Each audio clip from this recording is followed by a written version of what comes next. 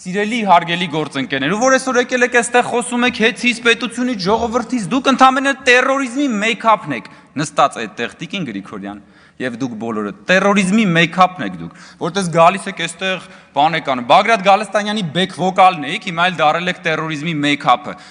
Կխոսանք հեծի մասին, կխոսանք ինչն է ժողովրդից խլվել, ինչն է ժողովրդից վերադառնում, ժողովրդին վերադառնում։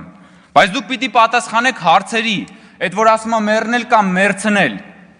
ձեր քաղաքական թիմակիցը, ձեր հովանավորյալը, դուք դրա մեջ ինչ բաժնեմաս ունեք։ Դուք էլ եք պատրաստվում մեռնել կամ մերցնել, դուք էլ եք պատրաստվում պատերի տակ մարդկանց գյուլել, հատկապես հաշվի առնելով, որ վերջերս դաշնակցական ինչ էր անունը, չեմ հիշում, Հրանտ ինչյան, Մարգարյան, ասել էր, որ հոկտեմբերի 27-ը պորտկում էր, չէ՞։ Դա լավը չեք ասում զարթոնք էր հոկտեմբերի 27-ը։ Չէի ասել տես բան, պարոն Մինասյան, չէի ասել տես բան, պարոն Մինասյան հարց եմ տալիս, դուք էլ եք պատրաստվում պատերի տակ մարդ գյուլել, դուք էլ եք պատրաստվում մեռնել և մերցնել,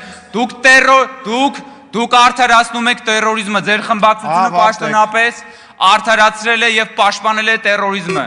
դուք պաշտպանել և արդարացրել եք Հայաստանի Հանրապետության քաղաքացիներին ավտոբուսների մեջ հրկիզելու սրբապիղծ տերորիստական ակտը, որը բարեբախտաբար բացահայտվել է, և այդ մասին դեռ առիթներ կունենանք էլի խոսել։